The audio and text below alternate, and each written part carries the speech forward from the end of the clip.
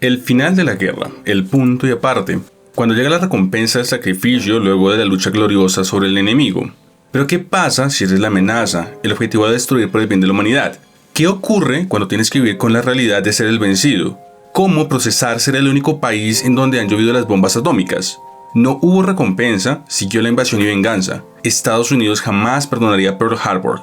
Un crimen que sería pagado por generaciones, pero en especial por los hijos japoneses de la Segunda Guerra Mundial, huérfanos del conflicto más mortífero de la historia. Hijos de Hiroshima y Nagasaki, bastardos de los invasores, descendientes de un país roto espiritual y físicamente. Los jóvenes y adolescentes del Japón de la posguerra tienen tantos matices como el arco iris, una razón más para explicar por qué George Ave decidió nombrar así a su manga ubicado en este periodo. Rainbow es una serie estrenada en 2011 que cuenta la historia del renacimiento de los hijos de una guerra que ellos poco entendían, mucho menos por qué les tocó vivir de esa manera sobre los escombros de un país que, con crueldad, les pedía pagar por crímenes ajenos.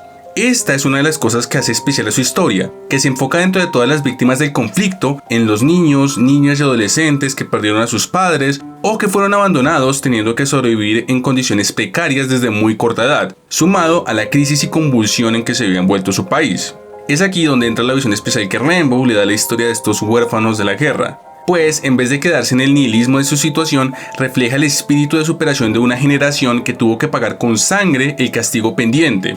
La historia de Ave puede confundirse con un anime de camaradería, pero el mensaje final de este anime es la visión de un país que tuvo que lidiar con las contradicciones y el trauma del derrotado para surgir desde las cenizas.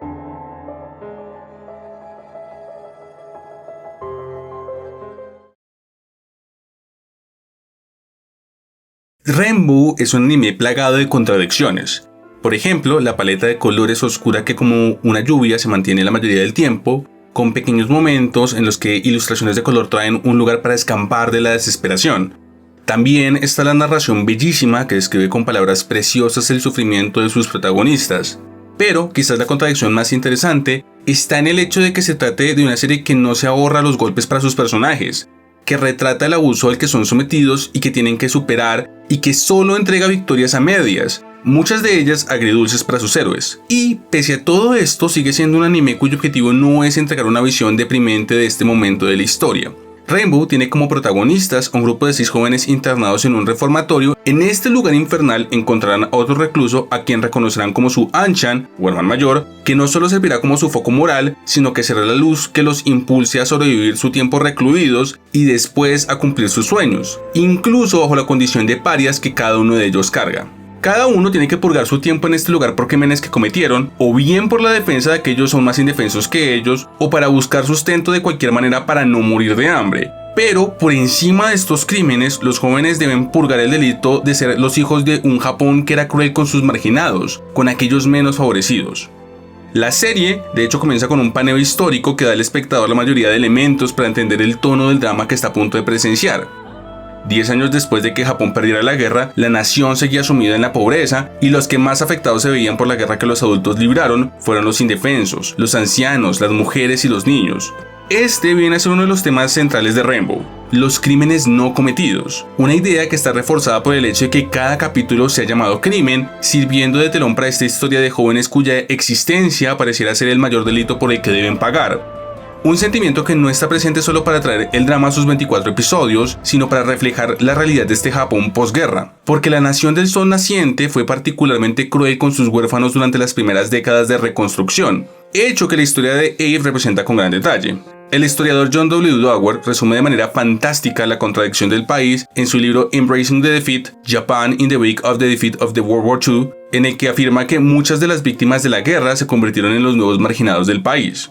A pesar de la tradición noble budista de cuidar al débil y al enfermo, a pesar de las homilías confucianas acerca de los tópicos imperiales de que todos los japoneses son una familia bajo el emperador, Japón fue un lugar duro e inhóspito para quien no estuviera en una categoría social propia. No hay una tradición fuerte de responsabilidad por los extraños, o de una filantropía no correspondida, o de tolerancia o inclusive una simpatía genuina, opuesta a un sentimentalismo ocasional por aquellos que sufrieron una desgracia.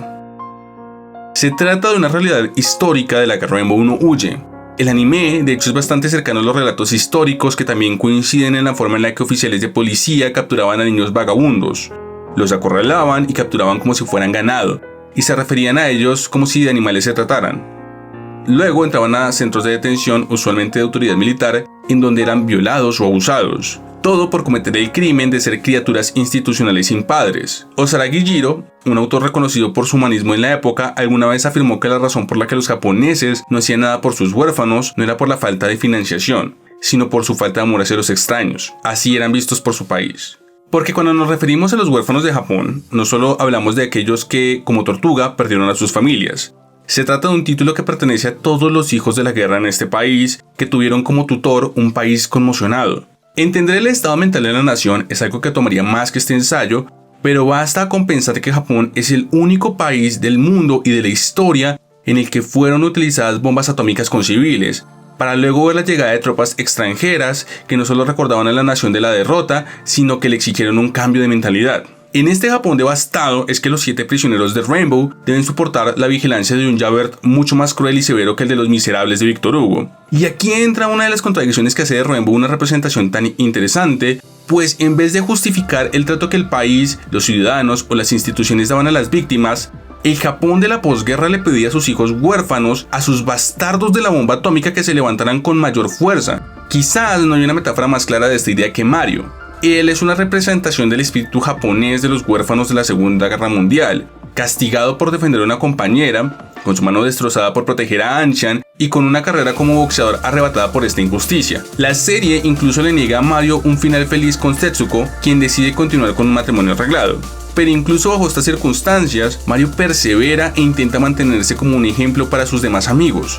Su renacer como boxeador bien puede ser la representación del Japón de la posguerra, roto, abandonado y visto como una amenaza durmiente. Adjetivos que resuenan con el estado de un Japón ocupado y desolado. Pero, al igual que la nación, Mario se recupera de sus heridas y se lanza sin reparos de nuevo al ring. Es lo mismo que la figura recurrente del arco iris, la esperanza después de la lluvia, el destino al que aspira cada uno de los protagonistas, incluso si la serie no entrega un final feliz y perfecto para cada uno de ellos. Si como espectador usted quiere entender cómo el mismo país en donde cayó la bomba atómica es hoy una potencia mundial, Rainbow puede tener la respuesta. Porque el espíritu japonés durante este periodo fue precisamente el de abandonar la desesperación y encontrar la fuerza en lugares tan inesperados como el de las subculturas de parias. Por ejemplo, de manera breve, el anime toca el escenario del mercado negro, donde Tortuga suele encontrar su modo de vivir, el lugar donde los trueques e intercambios dieron de comer a los desamparados, incluyendo los huérfanos, un lugar que Dagward describe como perpetuamente carnívoro, en el que no se regalaba nada. No había tratos especiales por tener un rostro lindo, ser patético, desesperado o estar muriendo de hambre. Un espíritu que se ve perpetuado no solo en sus personajes principales, sino también en sus secundarios. El prestamista del 1%, que es fundamental para la supervivencia de los más pobres, pero que pagó con su cuerpo el negocio de prestar. O Lily, la prostituta que sirve como acompañante de un soldado americano y que mantiene una relación que es cercana a la filosofía de servir a los conquistadores, que propició a las geishas como parte fundamental de esta cultura de supervivencia que definió la ocupación americana. Una relación que es, de nuevo, contradictoria, pues supuso la necesidad de convivir y utilizar a las mismas personas que construyeron las armas que llevaron al país a arrodillarse en primer lugar y que, como todo conquistador, no tuvieron reparos en humillar a los derrotados. Rainbow, a lo largo de sus 26 capítulos, no da más que momentos breves de desasosiego. Es una historia cuyo camino son tropiezos a cada paso. ¿Es necesario poner tanta tristeza, desventura e injusticia? La respuesta es sí, pues quiere mostrar la vida de los desamparados, de aquellos que luchan por una oportunidad negada por una guerra en la que ellos ni siquiera participaron, un paisaje que hoy se repite una y otra vez por todo el hemisferio. Pero también es una crónica de la visión japonesa después de la guerra, de los huérfanos de este conflicto quienes tuvieron que, de alguna manera, reinventar sus propias vidas en este nuevo Japón de contradicciones, injusticias y cicatrices de guerra abiertas. Un relato que nos da una visión de las víctimas al tiempo que permite entender cómo purgaron su pena los hijos indirectos de este conflicto, soñando con el tiempo después de que la lluvia parara.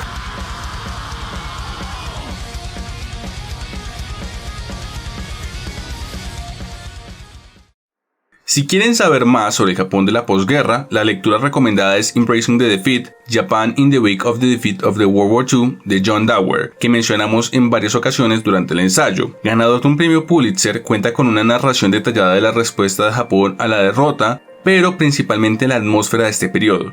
Shonen es una nueva serie de videos en los que queremos explorar diferentes animes, así como ver la manera en la que la guerra es vista a través de ellos. Si quieren más de este tipo de ensayos, pueden decírnoslo en los comentarios, así como compartir este ensayo o darle me gusta. No solo es una manera de apoyar nuestro contenido, sino que también nos ayuda a ver qué propuestas podemos seguir trabajando. No siendo más, nos vemos en el próximo Tinto Geek. Hasta la próxima.